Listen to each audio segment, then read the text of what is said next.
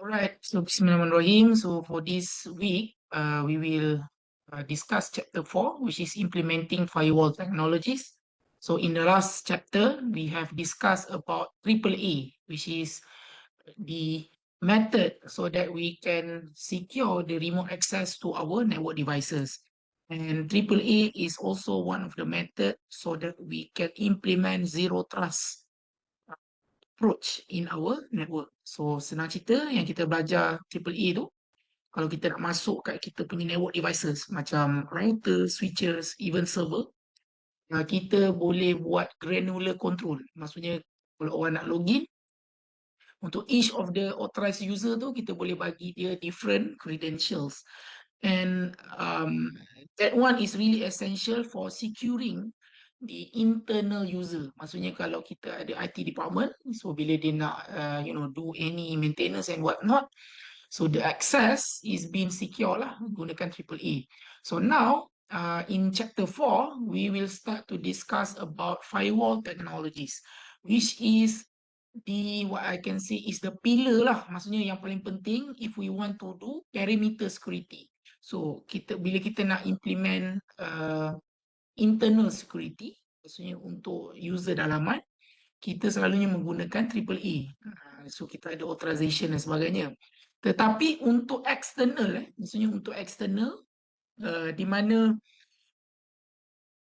user pada luar, maksudnya kalau kita contoh kita ada web server dalam kita punya network, orang pada luar bila kita open dia kepada public, access kepada server tu kepada public.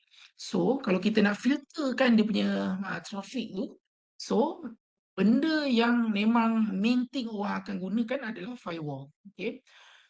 So that is what we're going to discuss today. Okay. Alright, so we will discuss some introduction about firewall, and we will learn about, bukan learn lah, basically we will refresh back about access control list, because the fundamental of firewall is access control list. But later on, when we go through this chapter, we will see that the conventional way of using ACL to filter traffic has some limitation. So that's why for modern firewall implementation, dia guna based on zone based punya policy firewall, which is a more what we call is a more effective way of implementing ACL. Okay. All right. So let's talk about ACL first. Yeah. So this one we already learned actually in ITT 633 wide area network. And if some of you already take the class with me, I already discussed this. So bila kita tengok kalau kita gunakan ACL, so dia punya fundamental dia adalah di mana? Senang cerita, ACL ni adalah a set of rules. So apa benda yang kita nak permit ataupun nak deny dan sebagainya. Dan the rules ni kita apply dekat router interface. So when the traffic coming into the interface, the router will see the ACL rules yang kita apply kat interface tu. Let's say we are saying that, okay, from this certain subnet or for these certain ports we going to allow, but any other else we going to block. So itulah fundamental di ACL. So kita akan apply dekat kita punya router. So ni kita akan apply dekat router. So for example so kita ada macam-macam policy lah. Kita boleh deny video or we can allow email based on the punya policy punya requirement. And we also learn that for ACL there are two types kan. So kita ada standard and extended. For standard, we can only filter based on source IP punya information. But for extended, we can do more where we can filter source, destination IP, and also based on services, maksudnya port number. So kalau kat ini kita nampak, we have different range of port yang kita boleh block dan sebagainya. Okay, contoh, if we want to disable Telnet, for example. So Telnet is using port 23. Ya. Sorry, minta maaf. Telnet. Nombor telnet berapa? Betul lah, 23. Minta maaf. Saya pun tak kaki ni. So, kita boleh block, kita boleh letak rules dan ACL from certain IP ataupun certain destination ke ataupun any.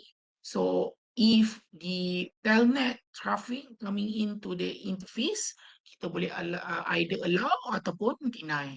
Right? Okay, so itu basic about ACL. We already discussed this. And bukan discuss lah, we already learned this basically from last semesters. And when we want to configure, we can configure for standard and extended ACL either a numbered ataupun name ACL.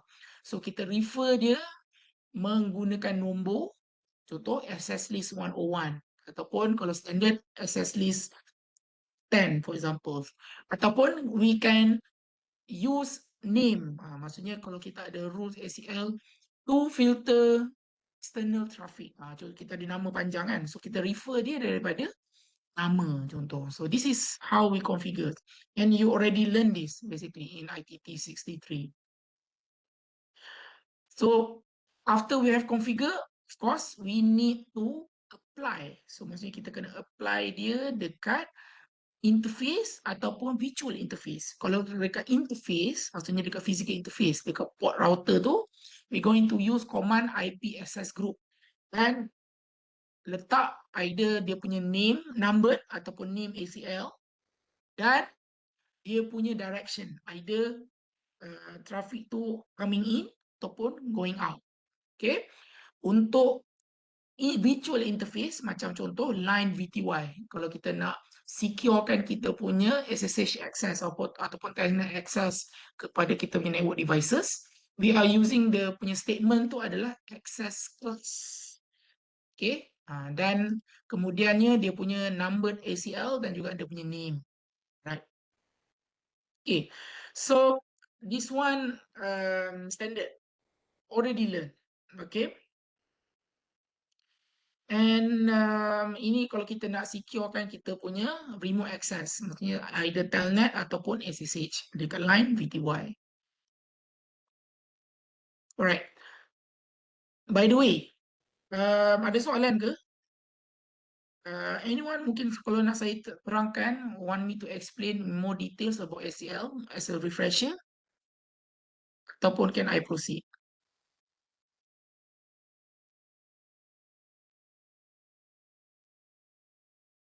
Boleh?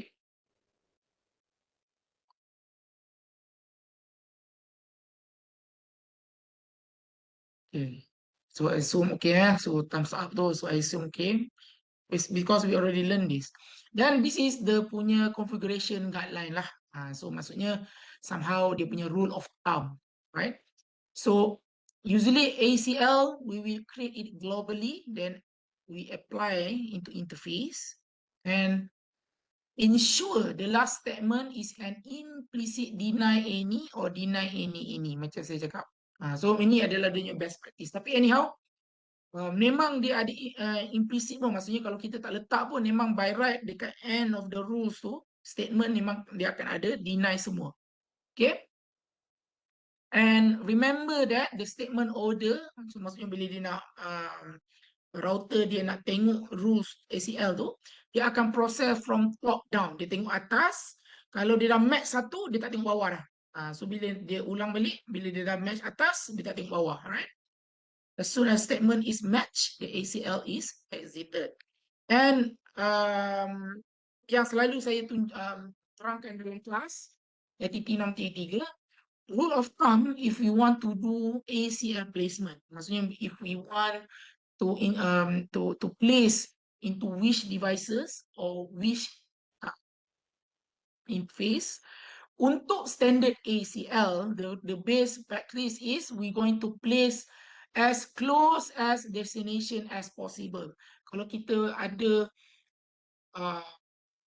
access kepada router yang dekat dengan dia punya destination, so itulah kita letak. Okay. However, for extended, we must place as close as possible to the source.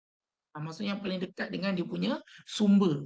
So maksudnya if we are doing an ACL punya configuration, so if let's say this is the rule for user, maksudnya untuk network user. So contoh kita nak bagi user ni untuk boleh akses web tetapi tak boleh nak akses SSH punya services. Kita letak dia dekat router yang paling dekat dengan user. Selalunya dekat kita punya edge switch, kat apa ni, router yang dia edge switch kita tu buat interVLAN routing tu, for example. So that is where we put it closer to the user, to the source. Alright. And we can also edit the existing ACL. So for examples, in the scenario where you already have the ACL being applied into the certain interface, but later on there is a new requirement. For example, bos kita ataupun kita punya team lead cakap, okay, kita ada new requirement, kita nak block ataupun allow this new traffic. Okay, so takkan kita nak letak, kalau kita just tambah, dia akan letak paling bawah by default. So kan kita cakap kita ada deny any tu, takkan kita nak letak dekat bawah deny any. Masa nanti dia akan deny semua dan kita punya rules yang baru tu dia takkan reflect masa dia dah match dengan deny any. So apa kita boleh buat? Kita boleh edit. Maksudnya kita edit tu, kita placekan dia based on dia punya sequence number, 5, 10, 30 macam ni. So maksudnya dalam SS list 101 contohnya, kita boleh letak dulu, sebelum kita letak kita punya permit to deny statement, kita letak dulu dia punya sequence number. So contoh, kita ada 5, 10, 20, 30, so kita boleh nak susun dia, kita letak order tu, kita boleh letak dulu. So nanti dia akan letak, dia macam boleh letak tengah macam tu. Okay, so memang itulah cara kita configure, edit ACL if there is a new requirement. Okay, ni sequence number saya dah terangkan tadi. Okay. Okay, so what is type of attack that we can mitigate using ACL? Yang paling obvious adalah contoh, kita boleh filter lah. Contoh kalau kita tak nak bagi certain subnet untuk access server tu. So itu yang memang the best thing dia boleh buat. Tapi selain pada tu, we can also use ACL to prevent spoofing. Okay, spoofing ni maksudnya dia menggunakan IP orang lain untuk access network. Contoh, kalau kita tengok dalam diagram ni, in this diagram, we have one router, right? So we have one interface S000 connected to the internet, and we have another interface G00 which is connected to the LAN, right? So logicnya, if the user originating from the internet, sepatutnya dia akan guna IP apa? Ada kat sini mungkin ada dapat. Rasanya kalau daripada internet, jenis IP apa yang selalunya orang daripada luar tu gunakan? Anyone want to guess?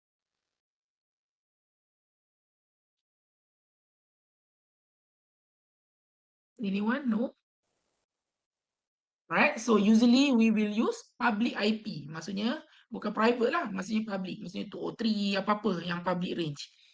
Kita tak akan gunakan private IP ataupun IP-IP yang kita reserve. So that's why kalau kita nak elakkan orang daripada spoofing, kita apply contoh kat sini, inbound S000. Sepatutnya IP yang originating from the internet, dia tak akan gunakan IP range ni. Contoh, 00 ni adalah default IP. And ini adalah private IP class C. 127 ini adalah orang panggil local host. 172 ini adalah class B punya private IP. 192 itu adalah class C punya private IP. 224 adalah multicast dan sebagainya. So benda ni barat kita deny, dia tak sepatutnya datang dari internet. Kalau ada, kemungkinan itu adalah spoofing. That's why we can use this to avoid spoofing. And for spoofing from the internal network, maksudnya daripada kita punya LAN. Contoh, kalau dia punya subnet, this one adalah 192.168.1.0 punya subnet, sepatutnya we can only permit dia punya dekat this one inbound daripada sini, sepatutnya we only permit this daripada subnet ni. Kalau tiba-tiba dia sepatutnya gunakan subnet ni tetapi dia gunakan IP selain daripada subnet tu, maksudnya dia try nak spoof IP orang lain. So that's why we can use this permit IP, this one. So dia akan halaukan IP daripada subnet ni saja, daripada untuk keluar, untuk lalu router ni. Okay. Dan macam saya cakap, last kali kita ada implicit deny kan. Maksud selain daripada ni kita deny. Maksudnya kita tak bagi dia lalu. Okay, boleh tak tu? Ada, boleh faham? Any questions?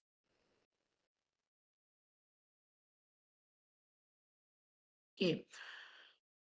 And also, ini yang macam saya cakap, ini of course, by using ACL, we can use it to enforce so that we can allow necessary traffic saja going through the firewall. So maksudnya, using ACL, we only enable which is required. Contoh, if let's say we want our user to use DNS, SMTP, FTP, so we only permit that.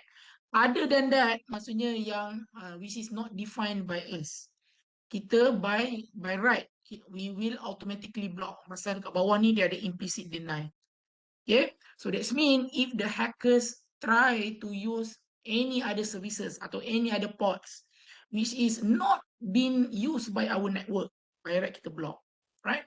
The best way to implement it is by using ACL. Okay. Next, we can also mitigate ICMP abuse. Contoh, kalau if people are using ICMP packets to do DOS attack, right?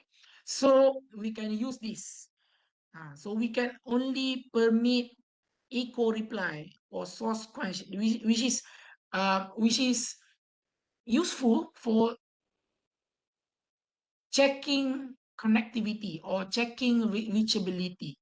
However, for any other else, we can deny ICMP because people may abuse it to do DOS attack or to do network scanning. So daripada sini, we can also use ACL to mitigate ICMP abuse. Alright, and also other else. For example, SNMP. We know sometimes SNMP by default is vulnerable. So if let's say for the router which is facing the internet, selalunya for router yang facing dekat internet, we will not allow SNMP traffic untuk traverse. Kalau nanti orang luar boleh gunakan SNMP untuk monitor kita punya router, untuk dapat information yang dia tak sepatutnya. So one of the best way so that we can mitigate is by first disabling the SNMP server or using ACL. Alright. So that is for IPv4 punya ACL. So now we have a newer version of IP, which is IP protocol, which is IPv6, which has 1 to 8 bit of addresses. So of course, naturally, ACL can also filter IPv6, right? So we can use it to filter lah IPv6 punya traffics. And this is how we going to configure using ACLI. So tadi tu beza dia, we have IP access list. So now we have IPv6 access list. But the rest is the same. Dia akan ada source IP, destination IP, dia akan ada dia punya protocol, port number dan sebagainya. Dan juga kena tahu dia punya prefix LAN. Okay, kalau dalam IPv4, bila kita nak define subnet tu, kita akan letak wildcard. Maksudnya wildcard mask lah. However, in V6, dia tak. V6 dia menggunakan prefix length. Contoh, kalau dia adalah /64 punya subnet. So, kita kena letak /64. Prefix length dekat bila kita nak configure.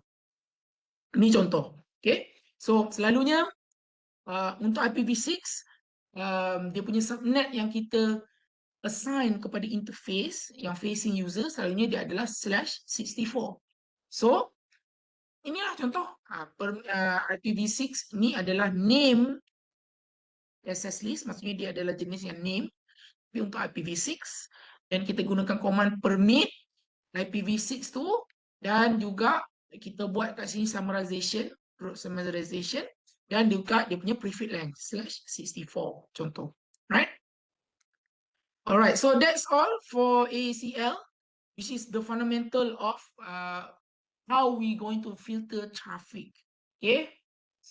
So ada soalan tak berkenaan dengan AACL? So dia macam refresh lah, dia macam refresher punya lecture. Because we already learn this during ITT 633. But before we go into firewall technologies, any question about ACL? Boleh tak?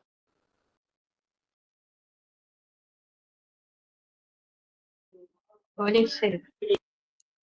Okay, alright. Thank you, Uda. Alright. Okay, so kalau tadi soalan mengenai ACL, so we go into the firewall technology. So tadi tu kita dah belajar pasal ACL, one of the way, or bukanlah one of the most fundamental way how we can filter traffic. But now, based on the ACL, we can implement firewall. So sebenarnya kita satu dedicated punya host di mana kita boleh filter traffic. And if we talk about a conventional or a traditional punya firewall, of course, basically it is implementing ACL tadi tu. So that's why in this firewall, when we discuss about firewall, we will discuss what is the differences between traditional and zone-based punya firewall.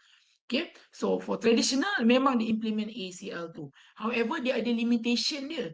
So that's why we have a newer punya approach, which is zone-based firewall, so that it can somehow address the limitation of the ACL-based punya firewall. So, alright. Sorry, dekat sini dia panggil classic firewall.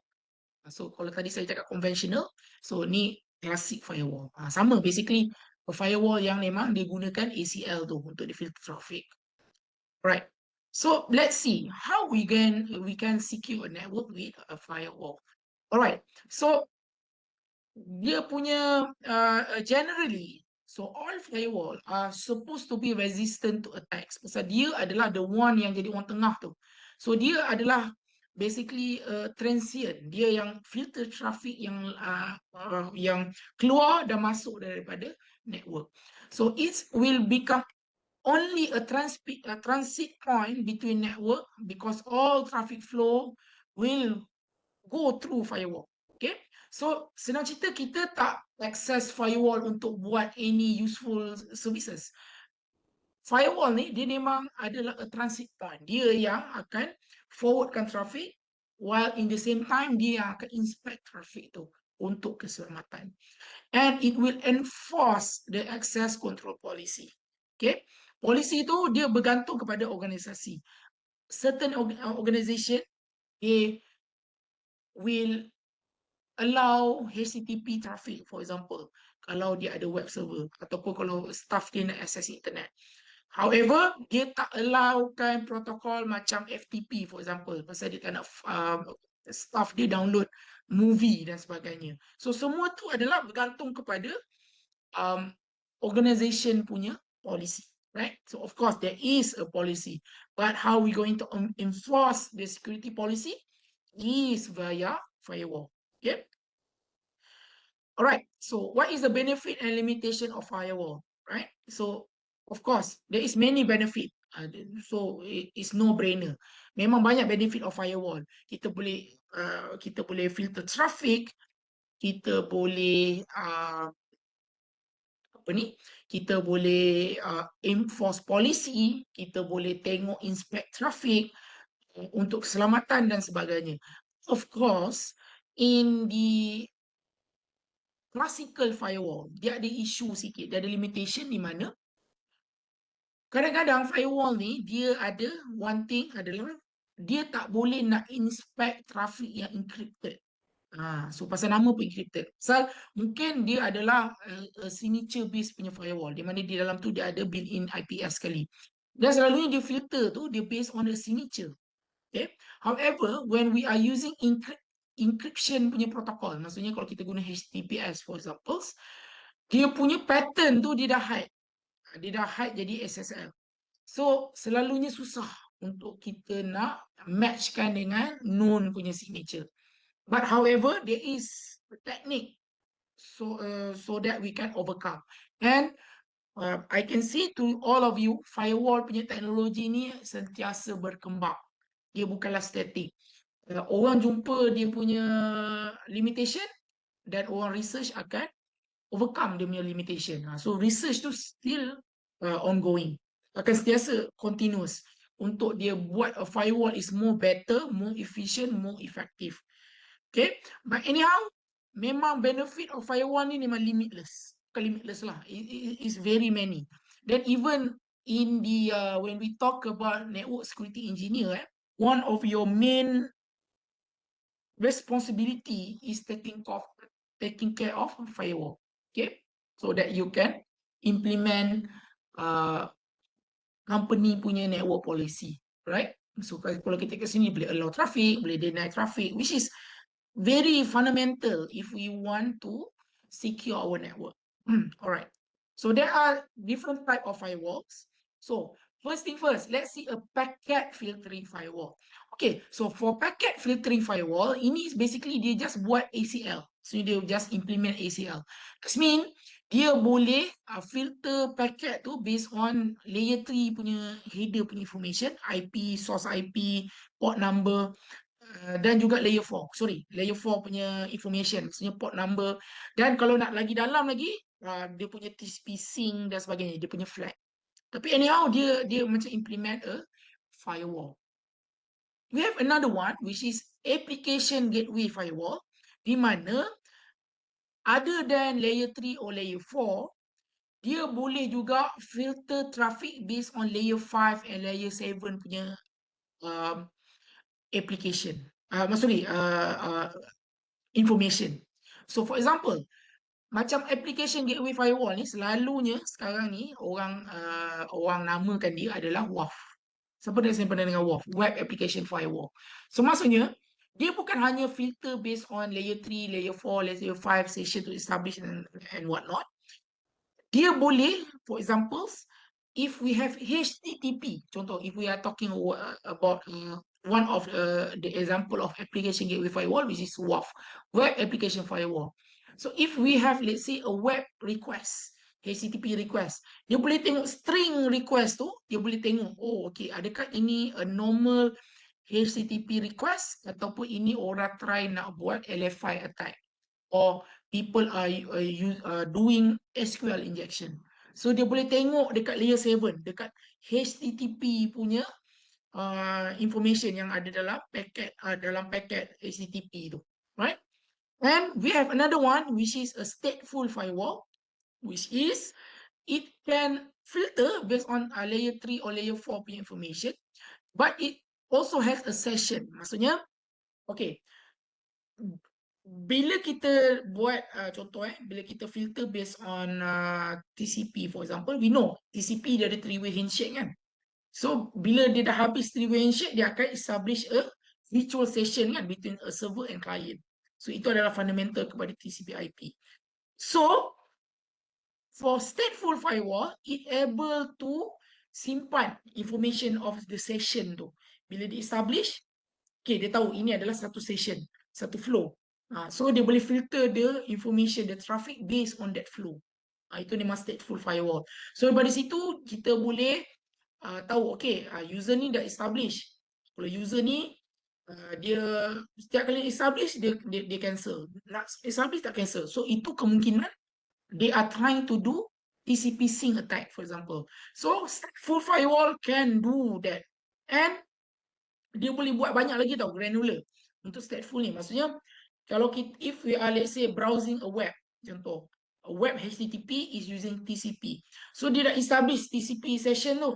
Okay, so from there kita boleh, okay, inspect dia nak keluar dan masuk mesti menggunakan IP yang sama untuk kita elakkan spoofing dan sebagainya. So that is all possible if we are using stateful firewall. And next is where we have a net firewall. So a net firewall ni senang cerita kita buat port forward. Dia macam ACL, tapi somehow dia ada additional di mana dia boleh buat port forwarding. Dan ni adalah normal things yang orang guna buat juga. Di mana dia cakap, okay, kita ada internal server Kita nak exposekan port 80 dan kita akan netkan dia public IP dengan this internal IP. Firewall pun boleh buat that things. So, dia senang cerita, more layer yang firewall tu boleh proses. Maksudnya information tu dia boleh filter based on more layer. Maksudnya dia boleh cover layer 3, 4 kan. So, lagi bijak dia, lagi smart firewall tu. However, dia ada trade off. With more layer, firewall tu dia perlu more resources. Dia perlukan memory, dia perlukan CPU untuk dia punya additional processing, dia tambah overhead. So, kalau in term of dia punya operational, of course, packet filtering ni yang paling laju lah. Pasal dia basically dia adalah filter based on layer 3 and 4. Kalau kita compare dengan WAF, WAF ni lambat. Selalunya kalau isu network tu kadang-kadang dia loading, maksudnya dia macam ada tinggi latency. Selalunya kalau kita ada WAF, WAF tu dia somehow dia overloaded. Pasal if we are talking about 100 megabit of traffic, mungkin WAF tu boleh lagi. Tapi if you are talking about 10 gigabit traffic, dia kena tengok inspect packet one by one, 10 gigabit. So of course dia akan perlukan banyak resources. Right? Okay, ada soalan tak berkenaan dengan this different type of firewall ni? Any question? Boleh?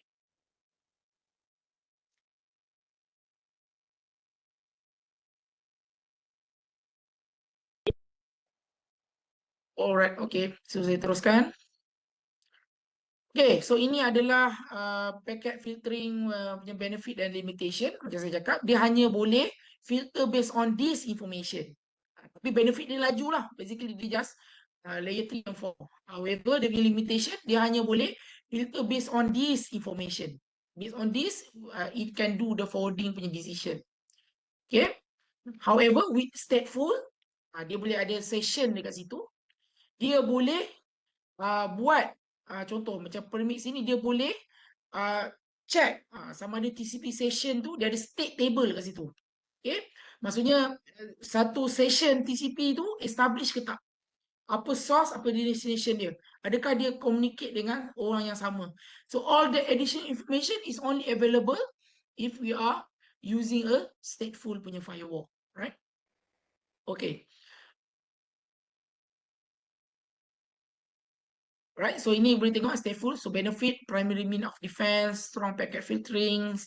Okay, so for limitation, dia tak boleh nak tengok dekat application layer lah, and dia tak boleh nak cannot filter a stateless protocol.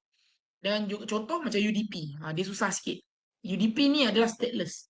Dan juga difficult to defend against a dynamic port punya negotiation, dia tukar port dan sebagainya. So that's why we have what we call as a next generation firewall. Next generation ni memang yang sekarang. So memang somehow dia boleh buat layer 3, 4, 5, 6, 7, okay, dan dia laju juga. And dia can do a granular punya control. Maksudnya dia boleh filter based on session, based on port. Bila HTTP tu dia boleh tengok lah. Dia boleh tengok packet tu dan sebagainya. Okay. So kalau nak tengok untuk next generation firewall, sebenarnya orang akan gunakan contoh brand daripada Palo Alto.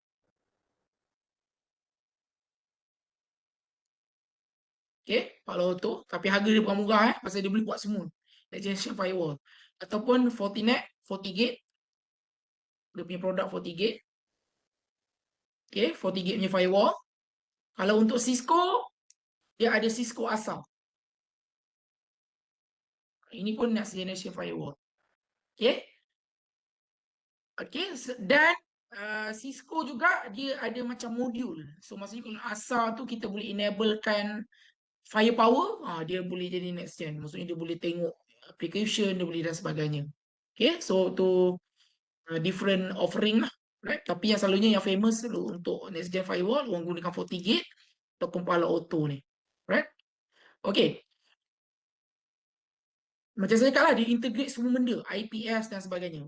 Untuk IPS, Intrusion Prevention System, kita akan belajar next week dalam chapter 5, which is IPS. Right. Okay, so ada soalan tak berkenaan dengan different type of firewall? Boleh? Can I proceed?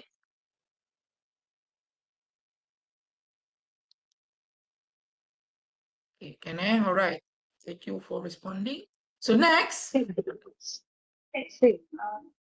yes, Ada stateless, ada firewall juga ke sir?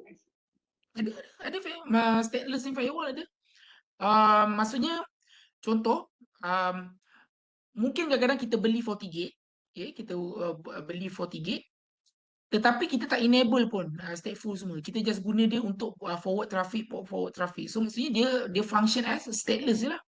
Bila kita enable stateful, baru dia gunakan stateful.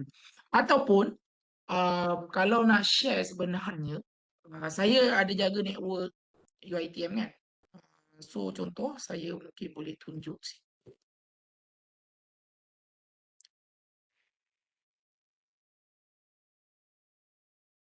Tidak. Okay, saya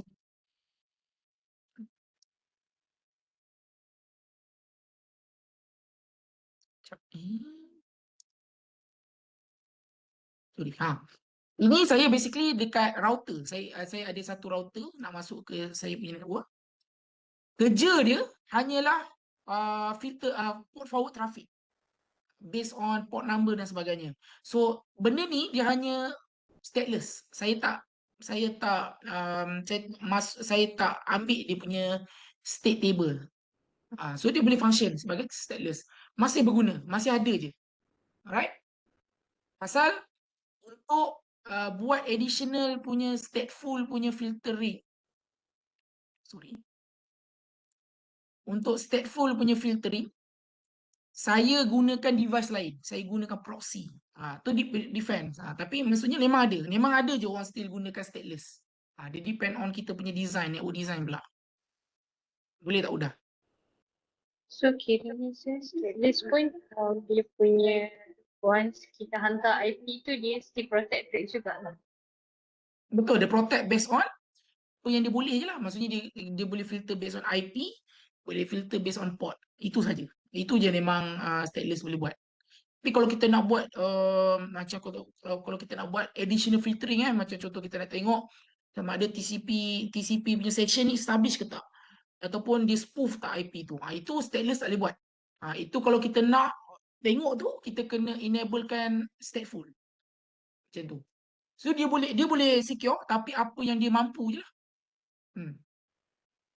So kiranya dalam satu perjalanan stateless tu, kita boleh enable sekali dengan stateful. So dua-dua tu boleh jalan serentak lah.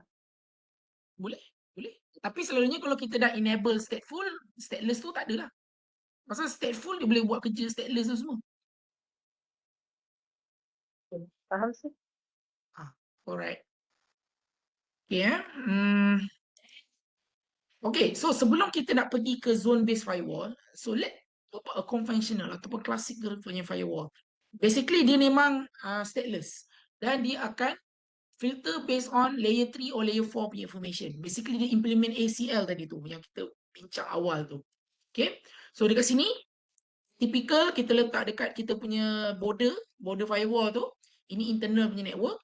Kita nak block SSH, itu memang kita implement ACL dan dia selalunya adalah stateless.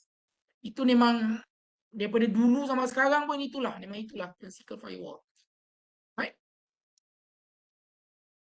Okay, so operation dia satu, dia dapat inbound punya inbound dekat interface tu, dia tengok, inspect type tu based on ACL punya rules.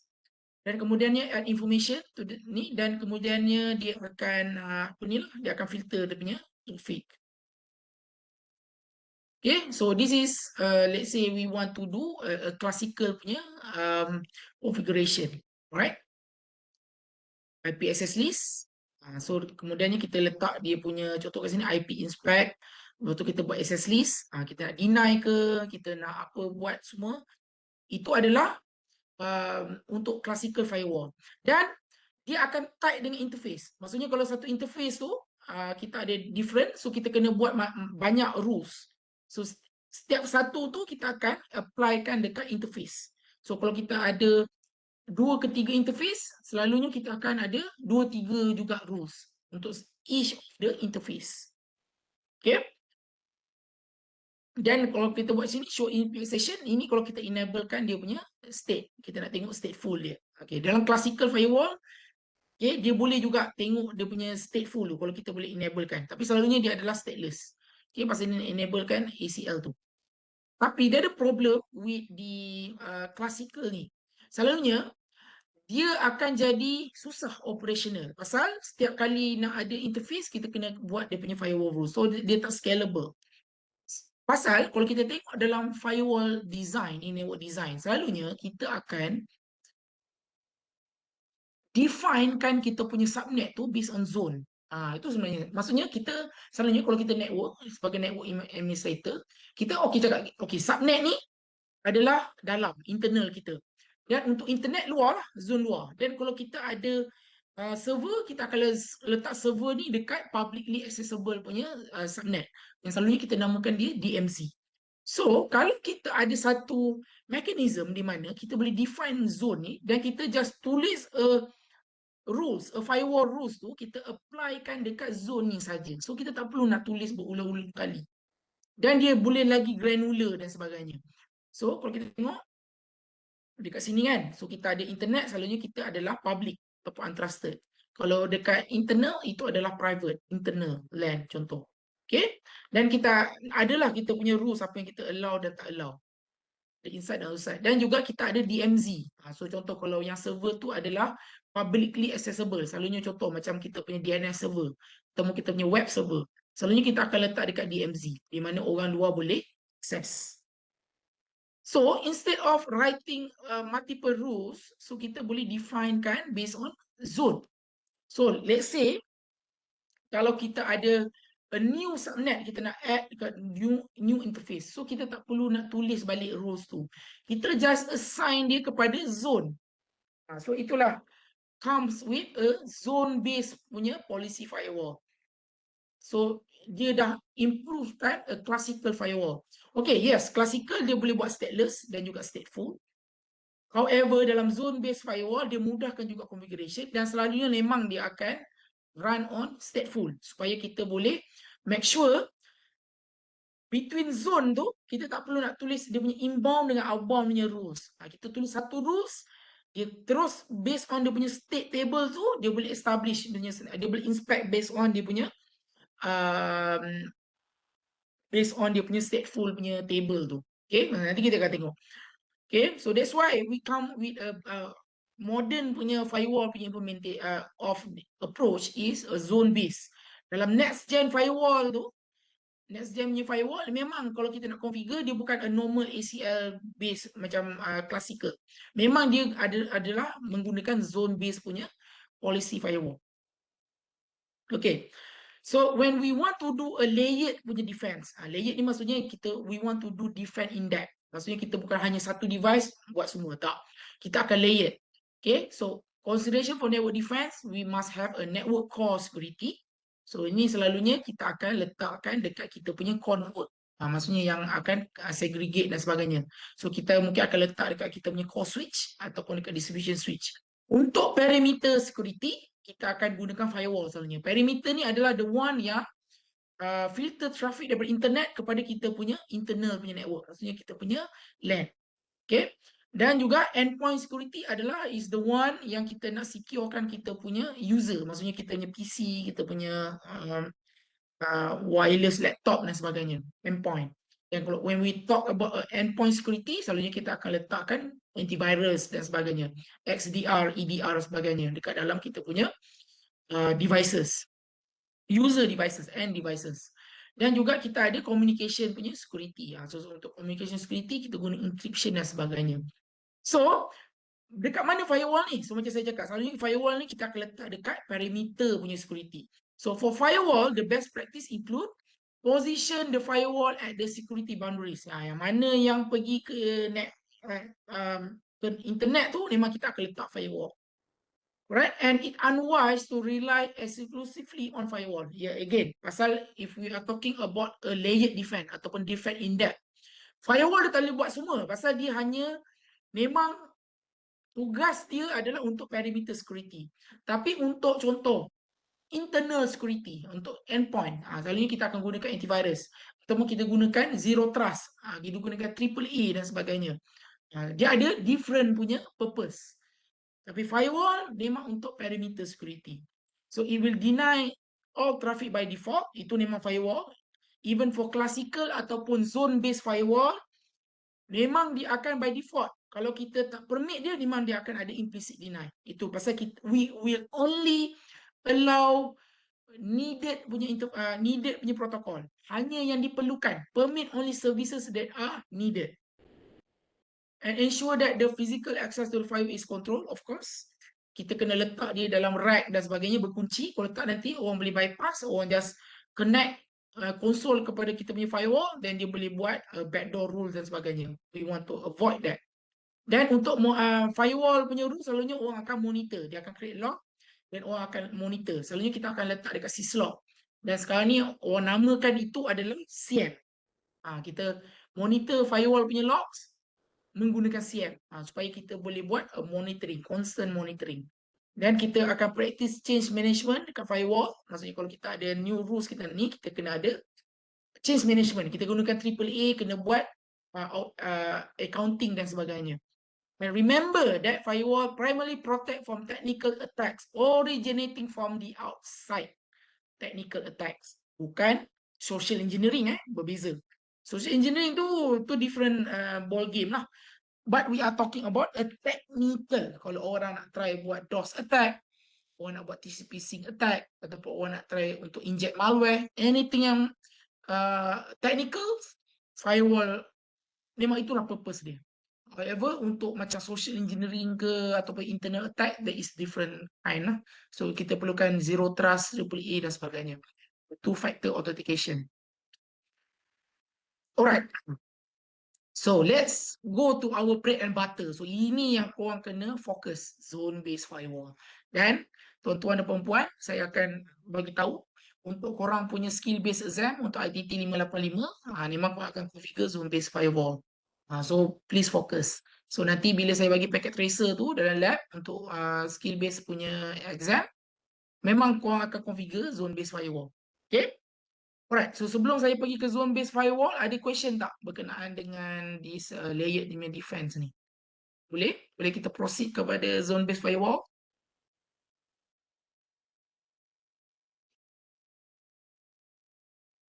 Can?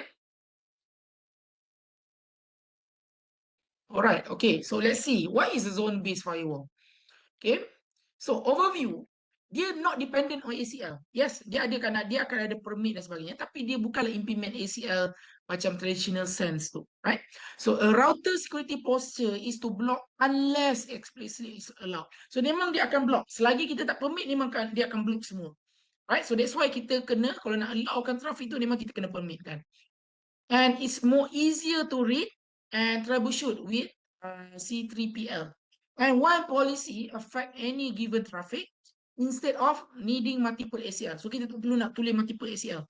Kita just define policy itu untuk zone tu. Dan interface tu kita just assignkan kepada zone. Right? So kita ada contoh, kita define kan, kita ada dalam macam contoh ini adalah typical topology di mana kita ada public zone which is untrusted, dan kita ada private zone which is our LAN untuk user yang dia connectkan kita punya endpoint, dan juga DMZ selalunya adalah publicly facing internet, yang server yang publicly facing, maksudnya macam DNS, web server, apa lagi, file server dan sebagainya. Alright, so common design include, ini yang zone based firewall, kita akan filterkan daripada internal, daripada public, daripada LAN kepada internet. So kita nak bagi tahu, okay, user ni kalau dia nak access ke internet, apa yang kita allow je. HTTP, lain tu kita block. By right, user tak sepatutnya boleh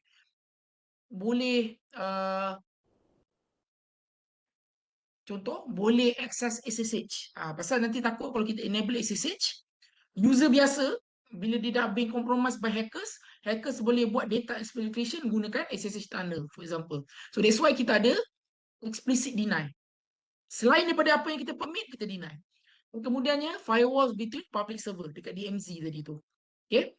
Dan juga redundant firewall. Selalunya untuk firewall kita tu, kita akan ada dia punya primary dan secondary. Itu memang adalah basic untuk next gen firewall. Dia boleh ada primary dengan secondary. Right? Dan dia ada complex firewall. Kalau kita enablekan IPS dalam firewall tu, dia boleh filter up to layer 7 punya application level punya header.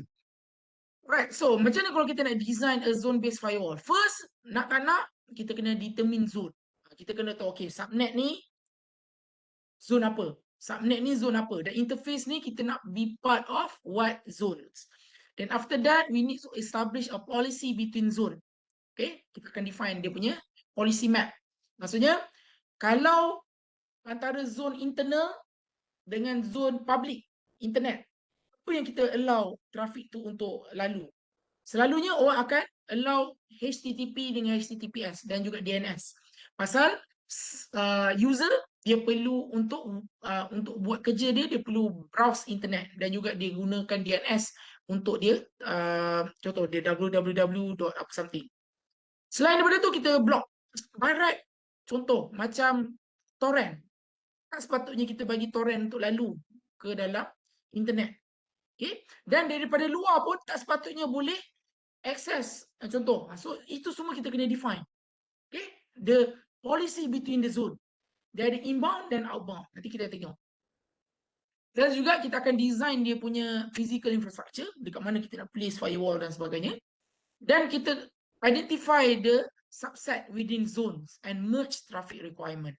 Right? So ini kalau kita nak design a zone based punya firewall punya policy.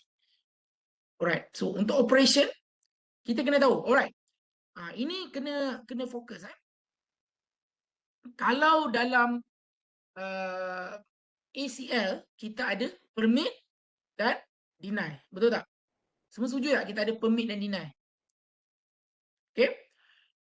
Untuk zone based firewall, dia ada tambah, dia lain sikit terminologi. So first dia ada inspect. Kemudiannya dia ada drop dan dia ada pass. Okay. Kalau untuk drop, dia sebenarnya sama macam deny dalam ACL. Dia drop traffic. Untuk permit dalam ACL sebenarnya dia adalah pass. Tetapi dia ada beza. Inspect dengan pass, dia dua benda yang action dia akan allowkan traffic tu. Tetapi untuk pass, dia permit tapi dia tak inspect dia punya state. Dia tak ada state table. Maksudnya dia permit tu dia tak beroperasi secara stateful. Dia adalah stateless. Dia tak track connection tu. However, kalau kita buat inspect, bila kita match dengan polisi tu, kita contoh kita buat inspect HTTP. Kita allow HTTP, tetapi kita akan keep track on the connection of HTTP traffic tu. So nampak tak cantik? So kita ada stateful punya table untuk HTTP tu. Kita akan boleh monitor HTTP ni pergi mana, pergi ke mana, dia pergi ke server apa. So later on bila kita nak monitor senang. So dan kita boleh buat advance punya rules. Tapi dalam zone based firewall dia punya action memang tiga ni. Kalau dalam ACL dia hanya ada permit dan deny. Tetapi dalam zone based firewall dia ada inspect, drop dan pass. Ada soalan tak setakat tu? Konsep action ni penting untuk fahamkan permit deny tu semua tu. Right? Yes, ada nak soalan, ada nak tanya ke? Boleh ulang balik ke yang part action tadi? Okay. Kalau untuk action, macam saya cakap kalau kita tengok dekat ACL, yang classical firewall, dalam ACL kita ada dua action. Kita ada permit dan kita ada deny. Permit maksudnya kita allow je lah. Based on the rule kita allow. Dan juga untuk deny, kita drop je lah traffic tu. However, untuk zone based firewall, action dia instead of ada dua, kita ada tiga. Okay. First, kita ada inspect, kita ada drop, dan kita ada pass. Alright. So, kita talk about drop dulu. Drop ni, dia adalah equivalence kepada deny. Macam ACL. Maksudnya, kita just drop traffic tu. Maksudnya, kita just tak bagi dia lalu. End of story. However, untuk permit, maksudnya untuk kita allowkan traffic tu, dia ada dua jenis. Kita ada inspect action dan juga pass action. Dia berbeza. Okay, let's talk about pass dulu. Pass ni kita allow lah traffic tu. Tetapi kita permit dia, kita allow traffic tu untuk lalu dekat kita punya firewall. However, dia tak keep track on dia punya connection. Maksudnya dia adalah stateless. Kita tak, contoh, kita nak allowkan HTTP daripada source kepada destination, contoh. Kita hanya allow je semata. Kita tak keep track, okay, dia ni pergi ke user mana, betul dia pergi ke ni. State session tu, kita tak simpan dalam state table. Berbeza dengan inspect. Inspect, dia allow juga. Tetapi dia stateful. Maksudnya dia allow tapi dia simpan dia punya state table. Okay. Bila IP source ni pergi ke destination, dia establish satu session. Kita simpan. Selagi session tu establish, kita akan inspect. Dan kemudiannya bila dia nak pergi ke IP yang lain, dia establish TCP session tu, kita akan simpan lagi dia punya session tu. Itu. Terang, jelas tak Ibrahim yang tanya tu? For check. Alright. So dari 3 kan berbeza. Okay. Dan ini adalah rules dia untuk kita dekat dalam zone based firewall. So ini kena file sikit. So let's talk about a transit punya traffic rules dulu. Transit ni maksudnya firewall tu dia orang tengah kan. Maksudnya dia ada interface daripada satu interface. Maksudnya interface ni daripada internal kepada interface yang kepada external contoh. So paket tu dia akan transit firewall tu. Maksudnya firewall tu akan forwardkan traffic tu. Itu adalah maksudnya transit traffic. So kalau dia untuk transit traffic by default, ini dia punya rules. Okay. Kalau dia punya source interface tadi tu daripada member zone. Kalau bukan no, dan juga destination pun bukan no, dan kita tak ada apa-apa polisi, kita tak apply any policy, dia akan pass. However, bila dia dah enablekan zone based firewall dekat interface tu, in either one of the interface, contoh kalau source tu yes, no to dekat destination no, walaupun tak ada polisi, by default dia akan drop semua. So ini adalah rules, default rules dia sebenarnya. Okay. Kalau dia daripada private IP, contoh source tu dia adalah member zone tu dan dia menggunakan private IP 172.192 ataupun 10.0 private IP, bukan public IP. Dia nak pergi ke private. Then dia pass. However, kalau private nak pergi ke public, maksudnya daripada 192.168 something ataupun 172, dia nak pergi ke public IP 203 something. Kalau this one, walaupun tak ada polisi, dia akan drop. So ini memang kena tahu. Dan berbeza kepada safe zone. Tadi tu ada transit. Untuk safe zone ni adalah destination tu adalah router itself. Maksudnya dia punya destination tu dia nak access router.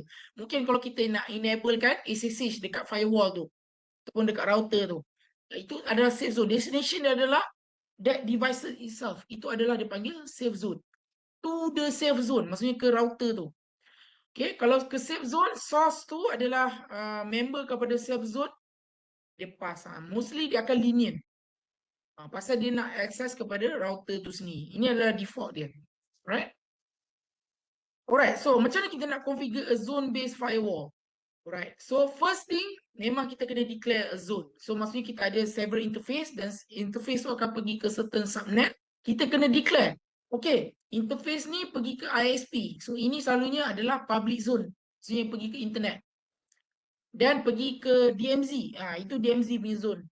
Dan kalau nak pergi ke LAN, itu adalah private zone. So kita kena define dia punya zone. Right?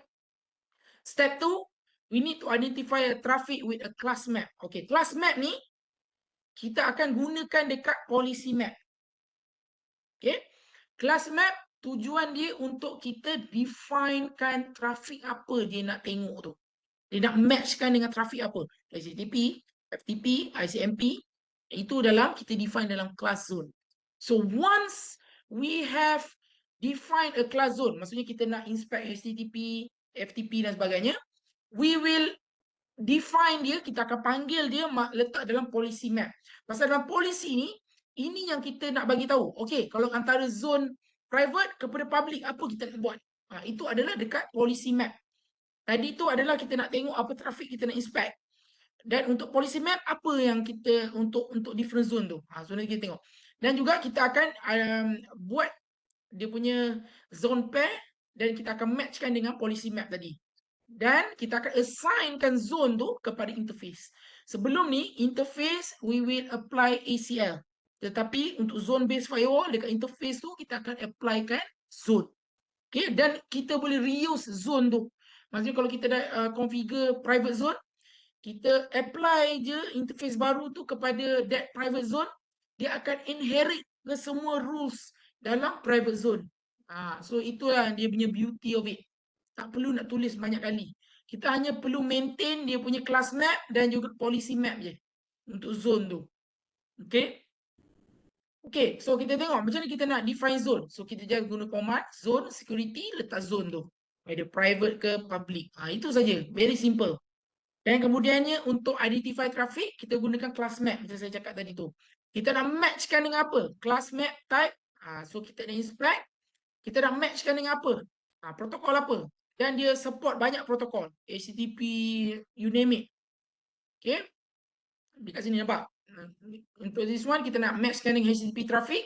Kita matchkan dengan HTTP, HTTPS, DNS yang diperlukan untuk browse web contohnya. Ini class map. Kita buat dia inspect, match any HTTP traffic contoh. Dan kemudiannya kita pergi ke policy map. Tadi tu kita ada class map. So kemudiannya bila kita buat policy map, kita akan panggil balik class map tadi. Nampak? Kalau sini kita buat policy map type untuk private to public. Untuk traffic daripada private kepada public kan tadi. So apa yang kita nak inspect, kita akan panggil balik class map tadi. Nampak? Class type inspect, kita akan panggil HTTP traffic yang asal ni, HTTP traffic dekat class map. So apa kita buat? Kita inspect contoh. Okay. Dan kemudiannya kita identify a zone pair. So maksudnya zone pair ni maksudnya kita define kan, okay, antara apa ni? Daripada source ke destination. Maksudnya daripada in private kepada public.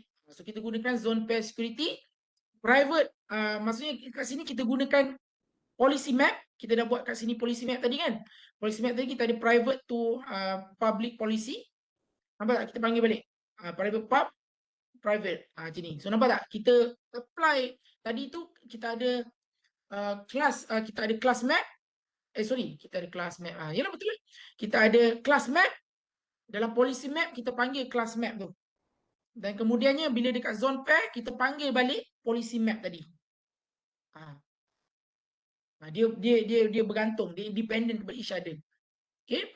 And last but not least, bila kita dah define dia punya zone tu, kita akan applykan zone tu kepada interface. So maksudnya interface tu dia part of which zone. So maksudnya next time kalau ada interface baru, kita apply je interface tu to which zone. Tak perlu nak configure balik. Contoh kat sini, interface gig 00 dia adalah part of private. Untuk serial kita define dia sebagai public, zone member security public. So itulah cara kita nak configure untuk zone based firewall. Okay, ada soalan? So benda ni sebenarnya kita cover dalam kita punya lab exercise nanti. So nanti esok kita akan buat physical balik lab. So kita akan revisit balik zone based firewall dan juga IPS. Kita akan buat dua-dua lab ni. Okay, minggu lepas basically saya dah assign juga zone based firewall. Tapi kita akan revisit balik. Okay, ada soalan tak berkenaan dengan zone based firewall ni? Untuk cara nak configure dia.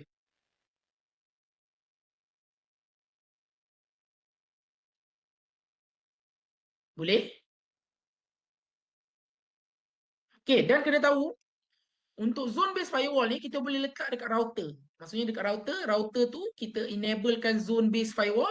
Router tu dia akan berfungsi sebagai firewall. Ataupun kita boleh beli satu firewall macam ASA tu, dia akan dedicated jadi zone based firewall. Dua-dua boleh. Okay. Alright.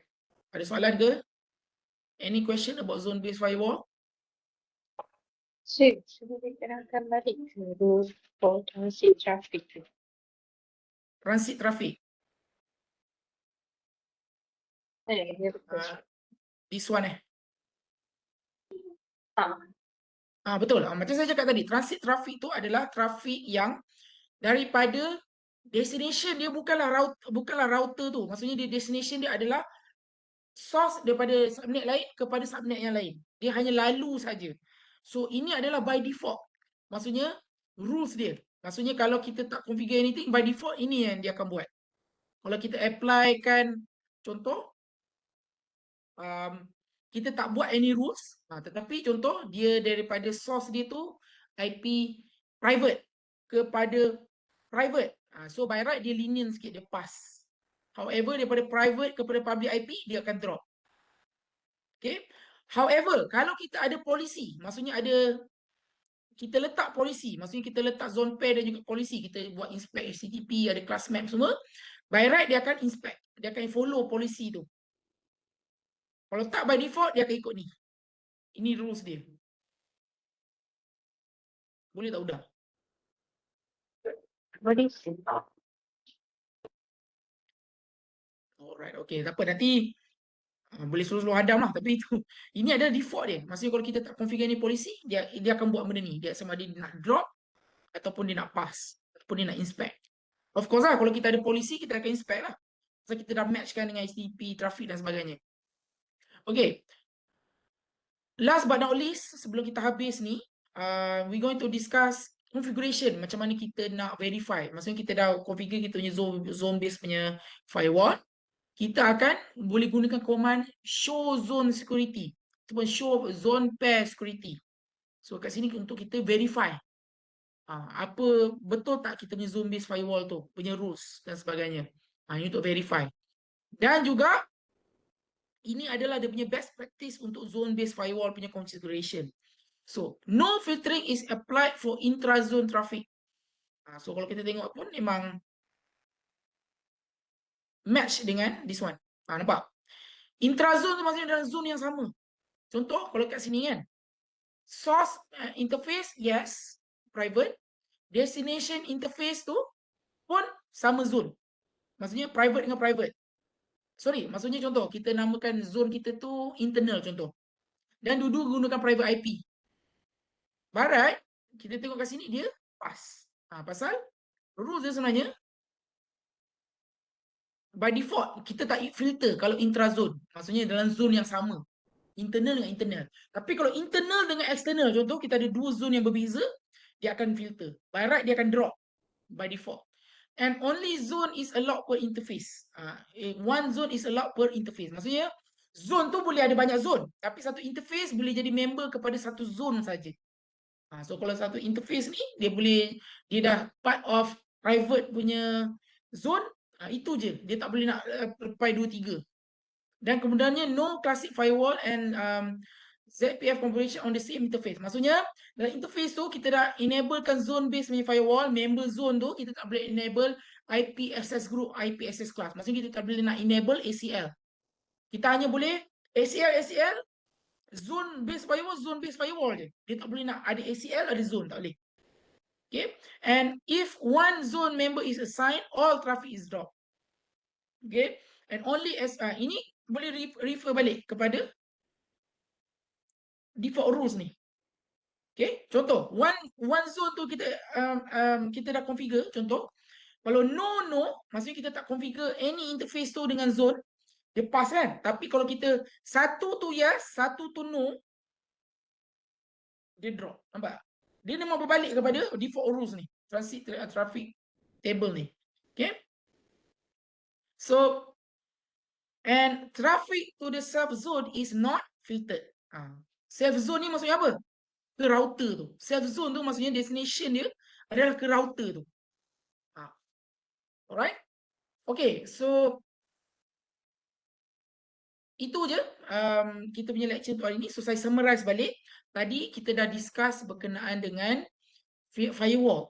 Okay, so firewall macam saya tunjukkan dulu ACL, dia punya fundamental. Maksudnya untuk classical firewall, yes, we are doing ACL. But dia ada limitation dia. Okay, in terms of operation dan sebagainya. So that's why now we have a zone-based firewall, which is a more scalable way of doing a firewall dalam network, untuk implement network firewall dalam kita punya network. So itu yang kita belajar hari ini. Alright, so we have come to the end of our lecture session. So any question from the floor? Ada soalan tak berkenaan dengan chapter 4, chapter 4 ni? So skill base nanti guna packet tracer je kan? Yes, betul lah. Pakai skill base kita akan pakai packet tracer, yes. Macam ITT 633. Ada soalan lain?